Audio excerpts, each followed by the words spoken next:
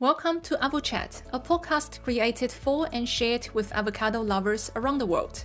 In this series, we invite passionate avocado advocates from global food service and supply chain networks to share insights from their own perspective, exploring how Australian avocados can be introduced, positioned, and succeed in food service markets overseas. We are delighted to kick off AvoChat with our first guest, Chef Jack Jarrott, Chef de Cuisine at Emirates Palace, Mandarin Oriental in Abu Dhabi, UAE. Born and raised in Bundaberg, Queensland, Jack has built his career across Australia, the UK, and the Middle East, bringing a truly global food service lens to us. Let's hear from Jack.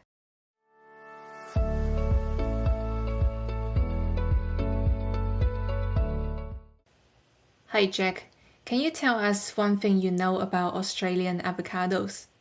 Well, my first experience in avocados is obviously Australian avocados is in Australia. I know that they're very top quality. That's all we're kind of exposed to in Australia. Texture, generally, when you open them, they're always ripe. They don't really have any spots or colors. The consistency is really good, which is, as a chef and as a consumer, when I was using them in Australia, it was really important. Unfortunately, I didn't see them very often in the UK. I think it's a little bit too far for them to travel, but now starting to see them in the UAE. Only from a consumer point of view in grocery stores. So a little bit, the market's kind of overwhelmed with different things that are coming into the UAE at the moment. And from a business to consumer point of view, in a grocery store is probably where I'm experiencing them the most now with Australian avocados. I'm starting to do my research and see where I can pick them up from suppliers. But if you compare them in the market to what's currently available, we have African avocados, we have Southern American avocados, and now Australian avocados. And they're definitely something that stands out as a chef and as a consumer as well. They're always typically how ripe they say they are. To buy one off a shelf in a grocery format is very important. To be ripe, I don't want to buy an avocado to use today for breakfast and it's not ready to use. Consistency is really good and the size is excellent as well. So, all of these factors, consistency referring to the texture, the color, the shape, you don't have any blemishes inside when you open them. So I think that's important as a consumer and even more important as a chef, especially when you're talking about food costs and budgets and stuff. So.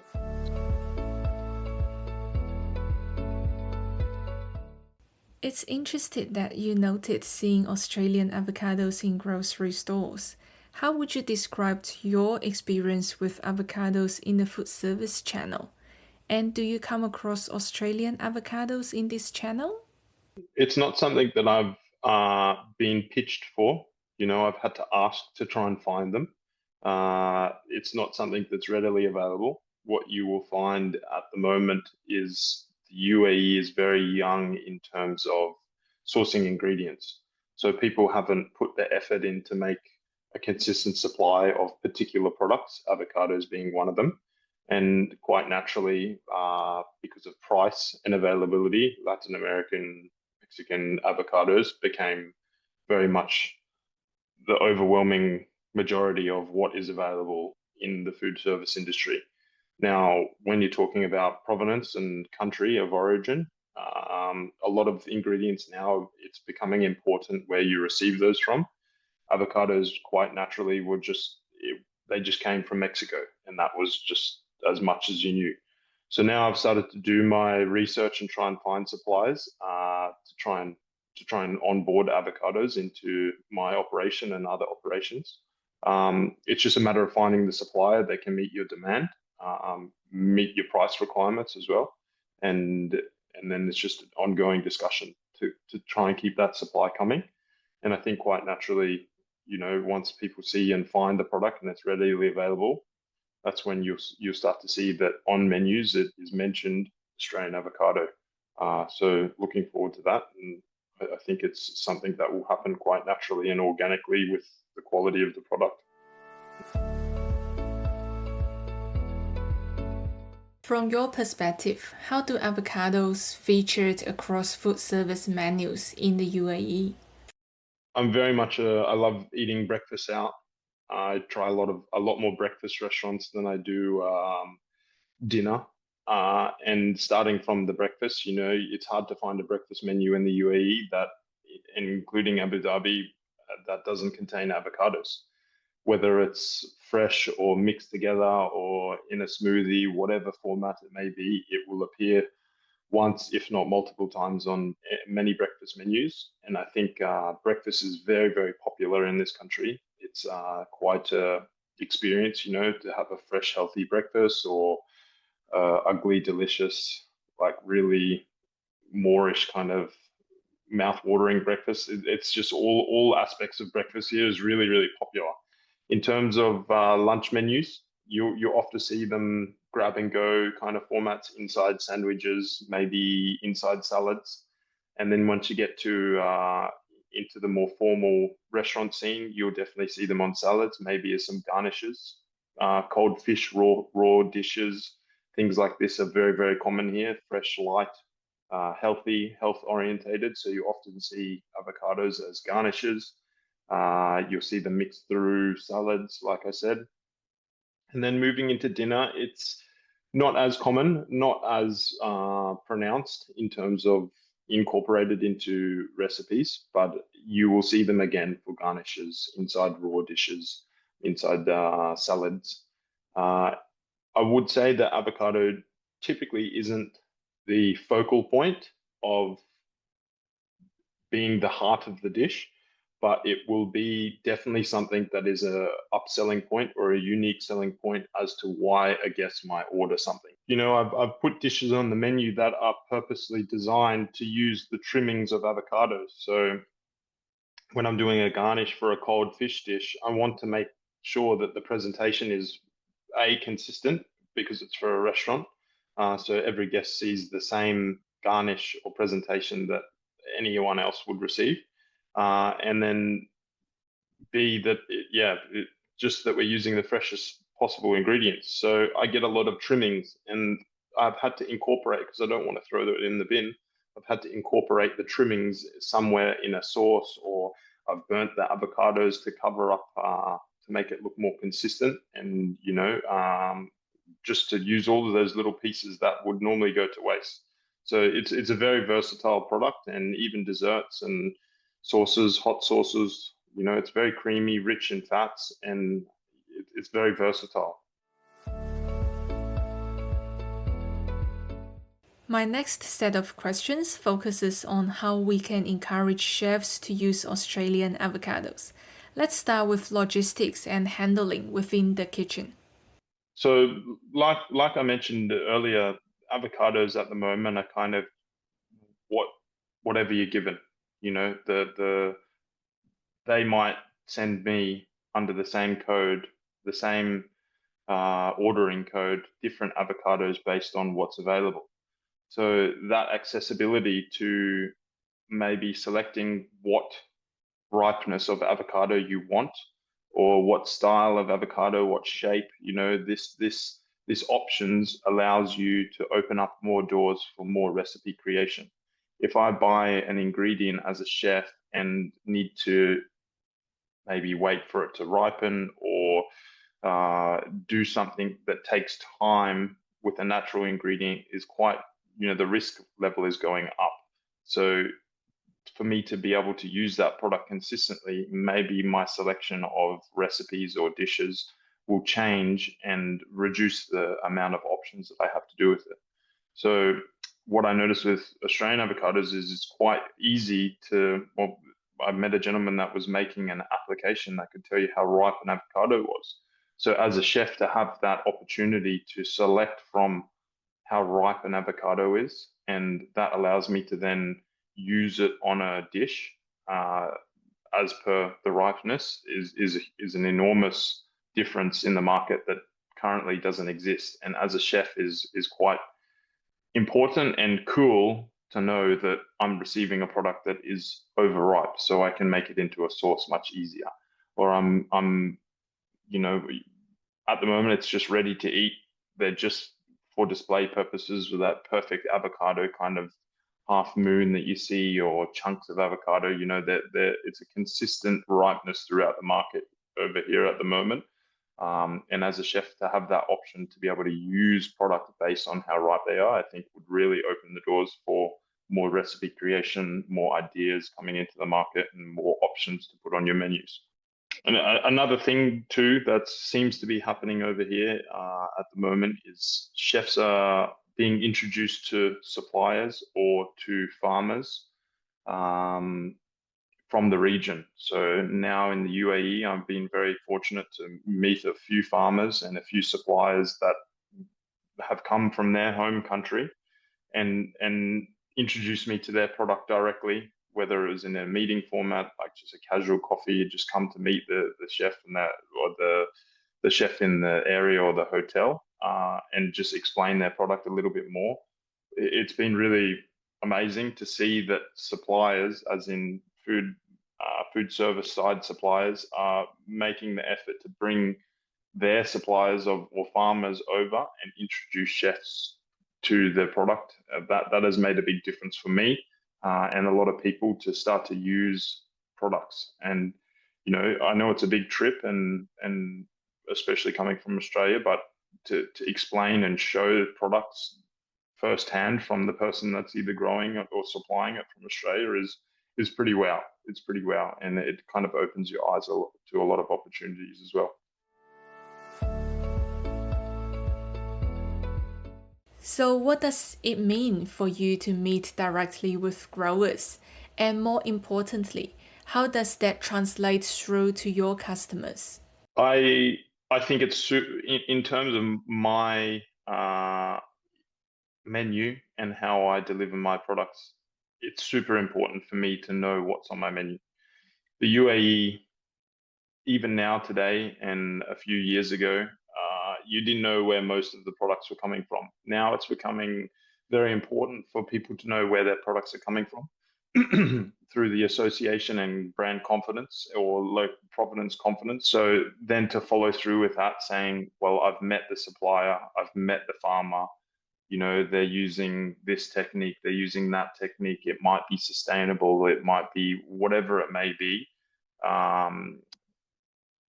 is a very unique selling point that is just a talking point for our guests, and it creates that relationship between chef and guests, chef and people, and confidence with our guests. So I think it's very important and can be a deciding factor if someone's going to put your product on there or not.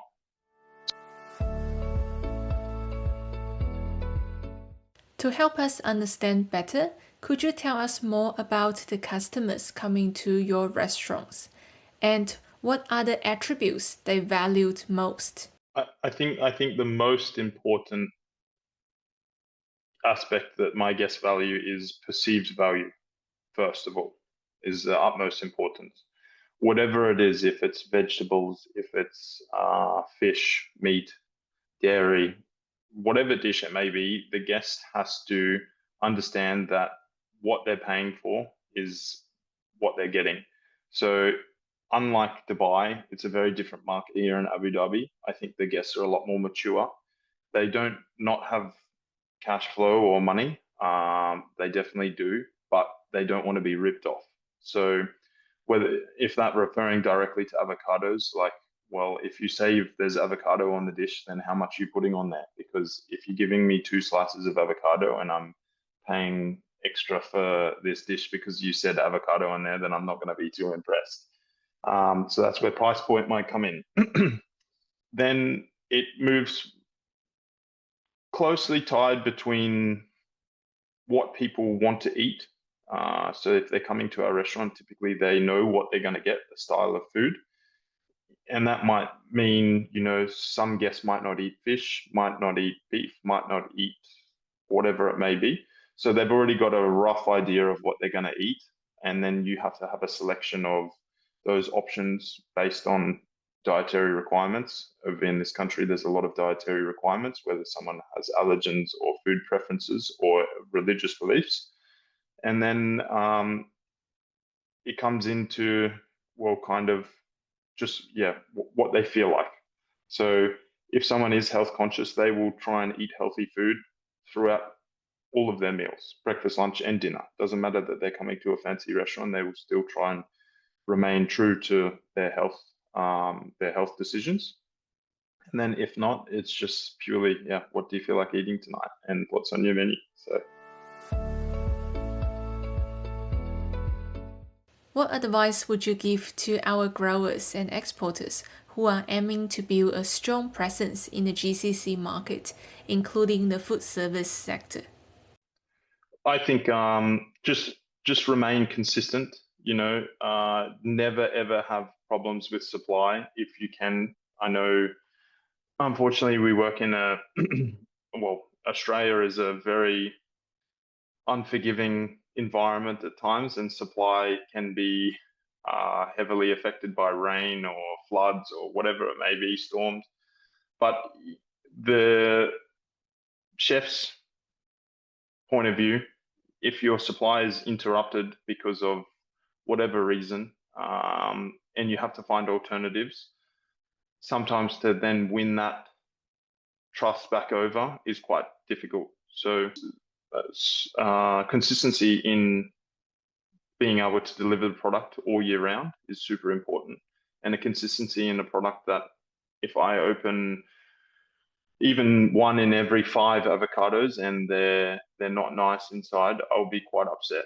Not with the farmer, but the supplier, and I will probably start to seek alternatives, So just delivering a consistent product and having confidence to deliver that all the time. We as chefs, me as chefs, from a chef's point of view, and even a consumer, the last thing you want to do is buy 2 avocados and one of them's not nice inside or one of them's not right, because I probably won't use it. I bought that avocado with the intention of cooking it right now, and the same applies to a chef. So especially as a chef, I'm responsible for the food costs. Avocados aren't necessarily a cheap product from any country or any region. And the last thing you need is 10% of what you're paying for to go in the bin or to be unusable. And then finally, like I mentioned, supply chain here. If my supply chain of a certain product gets interrupted, whether it be if we're talking like a week or 2 weeks, maybe a bit longer, then I will have to find alternatives, and it will be very hard to win my trust back if I've lost that initial contact and that initial flow of, okay, I'm receiving this consistently. It happens a lot in this country, especially, receiving ingredients and items from all around the world. You find out maybe there was a flood. We get a lot of greens from Kenya, for example, baby broccoli and things. There was a massive flood in Kenya, so you just couldn't get baby broccoli for like 2 months. So I had to find alternatives, and I had to change my menu to remove it from the menu because I couldn't find the same price. So the same things apply to avocados. If that supply is interrupted, then it's quite hard to win back the business for sure. And chefs will have to find alternatives, whether it's in product or just change the menu completely. So yeah, that's important as well. We haven't talked much about price. How do you see the balance between price and value in the food service sector? I think from a consumer, like me as a consumer going to a grocery store, I would much prefer to pay a little bit more and know the avocado is going to be good. I've bought many of avocados, specifically the African avocados, where the just ripeness is not ready, and I don't know what to do to change it. I try a few techniques and it never seems to work. So ultimately, I've just lost that money. So if I would have paid double the price or a little bit more, and to be able to use avocado, at least I get to use what I paid for. I think price is important from a chef's point of view, especially if we're talking on a hotel level. We have in my hotel 13 different outlets, including a banqueting kitchen that is just enormous, and an all-day in-room dining. And I sure our avocado consumption is enormous. So when you're talking price point here, the conversation starts to get more important, like potatoes, for example. My restaurant alone is using 1,000 kilos of potato a week. If you multiply that by 13 outlets, we're using lots of potato. So if you do that with avocados and all the products, and then you're talking about price point, the conversation starts to get pretty important, especially at an executive level. At my level, I can kind of, my restaurant, my guests, it's premium experience, and they're paying premium prices, and I can get away with a little bit more. On a bigger scale, on an all-day dining where the costs are very low, the spend per head is very low, the conversation here starts to get really important. But that's where the ultimate volume comes in.